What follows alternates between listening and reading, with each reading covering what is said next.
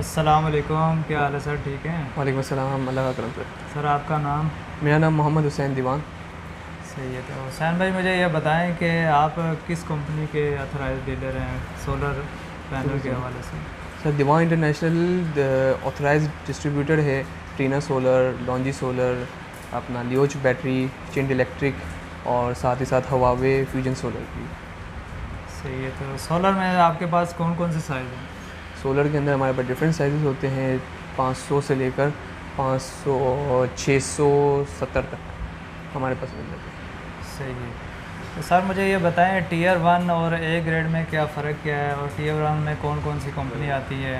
तो ये थोड़ा हमारे व्यूअर को गाइड करें थोड़ा सा। टीयर वन जो एक ऐसी लिस्ट होती है जो कि एंड यूज़र के लिए पब्लिश की जाती है, ठीक है, डिफरेंट प्लेटफॉर्म के थ्रू, जैसे ब्लूमबर्ड हो गया और डिफरेंट न्यूज़ चैनल हो गए, उनके थ्रू इस लिस्ट को पब्लिश किया जाता है ताकि एंड यूज़र के लिए आसानी हो कि वो ये पहचान सके कि कौन सा ब्रांड कितनी वर्थ रखता है in the sense of reliability और in the sense of service, product warranty, quality, इन तमाम चीज़ों को, सारे स्पेक्स पैरामीटर को मद्देनज़र रखते हुए इस लिस्ट को बनाया जाता है और ये एंड यूज़र के लिए होती है मेनली। तो ए ग्रेड में कौन कौन से पैनल आ रहे हैं, कौन कौन सी कंपनी? ए ग्रेड, जो ग्रेड आपके डिफाइन हो रहे होते हैं वो बेसिकली फैक्ट्री के ऊपर डिफाइन हो रहे होते हैं। फैक्ट्री आपको क्वालिटी चेक से जब वो पास आउट होती है तो उस वक्त उसकी ग्रेडिंग की जा रही होती है कि भाई फला पैनल किस ग्रेड का है, तो वो उसके मुताबिक आपकी ग्रेडिंग कर दी जाती है, यानी ए ग्रेड है, बी ग्रेड है, डी ग्रेड है, ठीक है। और कुछ जगहों पे मटेरियल के इफ़ेक्ट की वजह से भी इसके ग्रेड डिफ़ाइन किए जा रहे होते हैं, ठीक है। और जो टायर वन होता है वो थोड़ा सा डिफरेंट होता है। टायर वन के अंदर ये ग्रेड भी शामिल होते हैं, साथ साथ product warranty, service warranty, company reliability और कंपनी वर्थ और ओवरऑल जो डॉक्यूमेंटेशन होती है फाइनेंशियल और आपके प्रोफेशनल डॉक्यूमेंट्स होते हैं, उन सब के ऊपर रखते हुए टायर वन की लिस्ट बनाई जाती है। और ग्रेडिंग जो होती है वो तमाम की तमाम साइंटिफिक तरीके से उस मटेरियल जो सिलिकॉन के वेफर्स लगे होते हैं उसकी क्वालिटी को देखते हुए उसका सिलेक्शन की जा रही होती है। तो थोड़ा कंपनी का नाम बता दें कि कौन कौन सी कंपनी ए ग्रेड में आ रही हैं? ट्रीना, ए ग्रेड के अंदर ट्रीना है, लॉन्जी है, राइजन है, आपका जिंको है, जे है और दीगर है बहुत सारी है, एस्ट्रोनॉप है और बहुत सारी हैं। आप खुद इंटरनेट पे सर्च करेंगे आपके पास एक बहुत बड़ी लंबी सी फहरिस्त मिल जाएगी जो कंपनीज टायर वन के अंदर आती है। उसके नेक्स्ट सन पावर नाम से भी कंपनी है, उनका भी नाम आता है, जो यूरोपियन ब्रांड है। सही है। तो सर मुझे नेट मीटरिंग के बारे में थोड़ा गाइड करें, नेट मीटरिंग क्या चीज़ होती है? लेकिन नेट मीटरिंग एक ऐसा प्रोसेस होता है जिसके अंदर ख़रीद और फ़रोख्त के बाद का जो प्रोडक्ट होता है वो प्रोडक्ट जो होता है उसको कहते हैं नेट वैल्यू, ठीक है। उसी से निकला है नेट मीटरिंग, ठीक है। यानी कि आपने के अपना सिस्टम अपने घर में जनरेशन सिस्टम लगाया हुआ है, ठीक है, जिसको हम स्मॉल यूनिट जनरेशन सिस्टम बोलते हैं, ठीक है। ये सिस्टम जब आपकी एक्सपोर्ट करता है, यानी कि बिजली को फ़रोख्त करता है आपके डिस्ट्रीब्यूटर नेटवर्क को, यानी कि वापडा वगैरह को, तो उस सूरत के अंदर वो सेल कर रहा होता है, ठीक है। और जब आपको ज़रूरत होती है बेशतर आपके रात के वक़्त, तो उस वक्त आप ख़रीद कर रहे होते हो, ठीक है।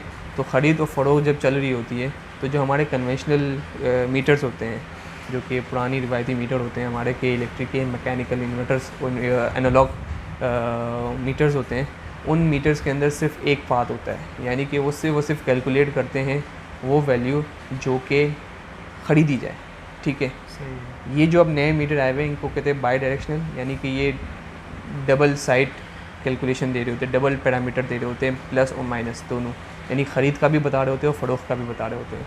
तो ये जो ख़रीद और फ़रोख्त प्लस में आपकी हो जाती है ख़रीद और फ़रोख्त हो जाती है माइनस के अंदर, ठीक है, ये आपके लिए, ठीक है।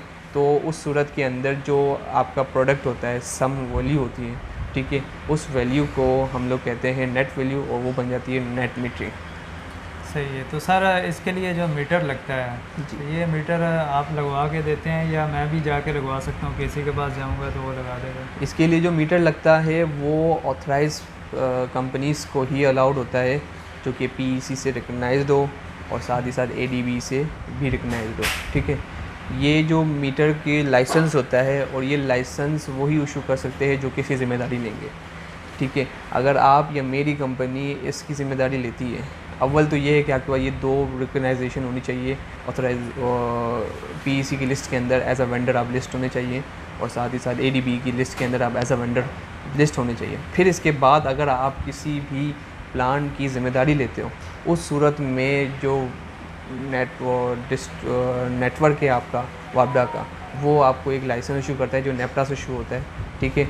वो सिर्फ़ और सिर्फ आपकी कंपनी की ज़िम्मेदारी के ऊपर ही इशू होता है कि आप ज़िम्मेदारी लेते हो कि यार इस सिस्टम के अंदर किसी भी किस्म का बग नहीं आएगा, ठीक है, इस सिस्टम के अंदर किसी भी किस्म की कोई डिस्टर्बेंस नहीं होगी, और ये प्रॉपर जो रिक्वायरमेंट, जो पैरामीटर्स वापडा ने सेट किए हैं किसी भी स्मॉल यूनिट जनरेशन सिस्टम के लिए, वो तमाम के तमाम पूरे उतरते हैं। इस चीज़ की ज़िम्मेदारी कंपनी लेती है, उस सूरत में आपको लाइसेंस दिया जाता है।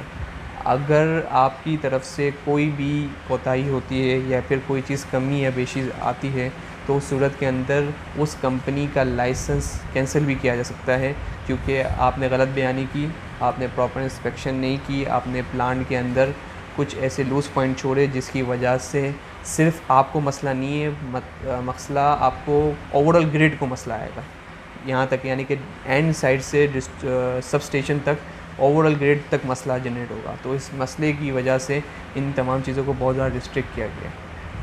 सही सही।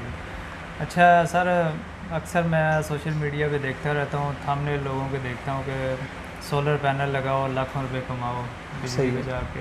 तो इसमें क्या ऐसे इतने पैसे बचते हैं? मिसाल के तौर पे मैं 10 kV का अगर लगवाता हूँ पूरा सिस्टम, तो ये कितने में पड़ेगा? और इसमें अगर मेरी 5 kV अगर इस्तेमाल हो रही है बिजली, 5 kV बच रही है, तो वाकई इन पैसों से लाखों रुपए कमा सकता है महीने के? आपके 2 सवाल थे, एक थे थंबनेल के मुताबिक कि लाखों रुपए कमाओ सोलर लगाओ। सोलर जो है उसका सबसे अच्छा तरीका जो उसको यूटिलाइज हार्नेस करने का है, वो है आप एज अ खुद कंज्यूमर, ठीक है, आप इसको कारोबार की तरह लेना से इसके अंदर इतने बेनिफिट नहीं है जितने बेनिफिट ये है कि आपने जनरेशन की और उसको डायरेक्ट इस्तेमाल कर लिया, ठीक है। कुछ लोग ये सोचते हैं कि यार हम अपने घर के अंदर, मेरे घर का लोड है 5 किलोवाट, मैं 20 किलोवाट का सिस्टम लगाता हूँ तो मैं सेम बेनिफिट उठा सकता हूँ जो मैं 5 किलोवाट पे उठा रहा था, लेकिन ऐसा नहीं होगा। क्यों?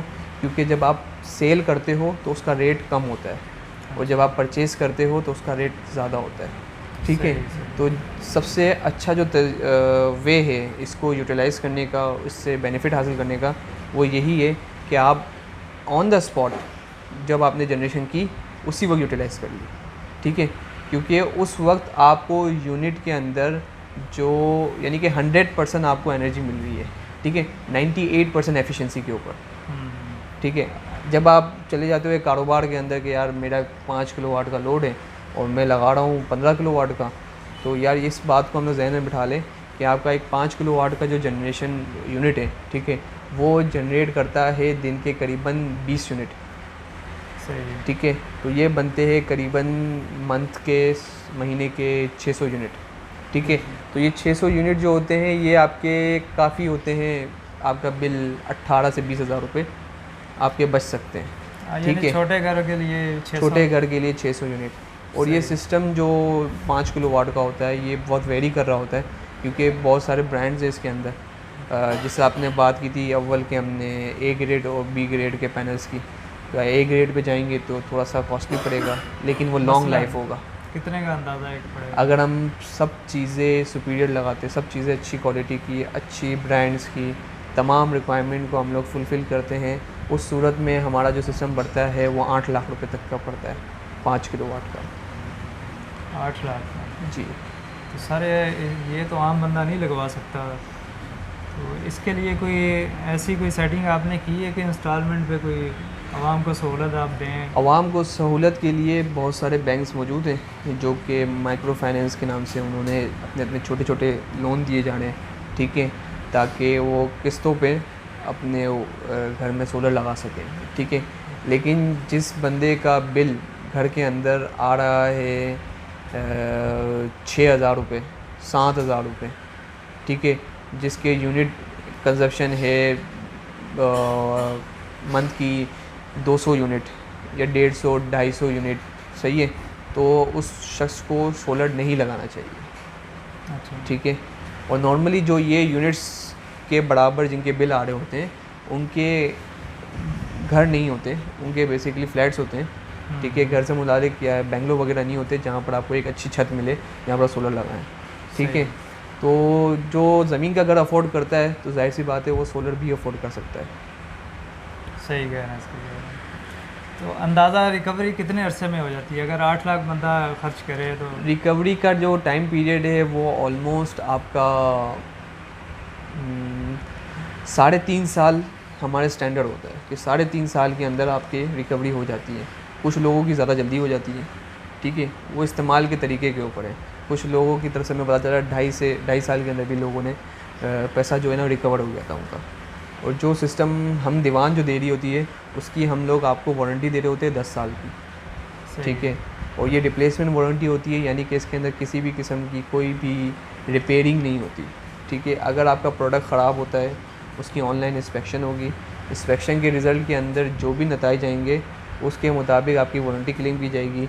वारंटी क्लेम होने के 48 आवर्स के अंदर आपको न्यू फ्रेश पीस आपके घर पे डिलीवर कर दिया जाएगा, ठीक है, कंपनी की जानिब से यानी हवावी की जानिब से। यानी रिप्लेसमेंट वारंटी आप देते हैं? रिप्लेसमेंट रिपेयरिंग वारंटी नहीं होती। प्रोडक्ट आपको वारंटी जो दी गई है उसको बिल्कुल कवर करते हैं 10 साल तक। सही। तो ये जो 25 साल की वारंटी बोलते हैं तो इसमें किस चीज़ की 25 साल की वारंटी आप एक्सटेंड कर सकते हैं, ठीक है। उसके कुछ लॉज होते हैं, आपको उनको फॉलो करना पड़ता है, कुछ एक्स्ट्रा अमाउंट पे करनी पड़ती है, कुछ कंपनी की तरफ से आपको रजिस्ट्रेशन दोबारा से रीफेस करना पड़ता है इन्वर्टर को, उसकी वारंटी को, ठीक है। फिर जाके आपको 25 साल की एक्सटेंडेड वारंटी मिल जाती है। सही सही। अच्छा हुसैन भाई, आज की जो मौजूदा प्राइस है ये ज़रा मेंशन कर दें कि आज का आज रेट की क्या मौजूदा जो प्राइस है वो 73 से 74 रुपीज़ पर वॉट। पर वाट? जी। सही है। तो अपना ज़रा फ़ोन नंबर और एड्रेस थोड़ा मेंशन कर दें। मेरा फ़ोन नंबर है 03000444 399, ठीक है। बाकी यूएन नंबर मैं आपको दे दूंगा, आप इसको डिस्प्ले करवा दीजिएगा। चले मैं स्क्रीन पे व्यूअर शो करवा दूंगा नंबर। तो ये बताएं कि पूरे पाकिस्तान में आपकी डिलीवरी जाती है या कराची से ही लेनी पड़ेगी? पाकिस्तान के अंदर डिलीवरी देते हैं हम लोग, ठीक है। और डिलीवरी आपको इंशाअल्लाह 2 से 3 दिन के अंदर आप तक पहुंच जाती है। वर्किंग डेज 2 से 3 दिन लगते हैं। सही है, सही है। ठीक है हुसैन भाई, बहुत मेहरबानी, आपने तफसीली इंटरव्यू दिया है, आपने बहुत सारी मालूमात दी है हमें, तो शुक्रिया आपका। जज़ाकल्लाह खैर।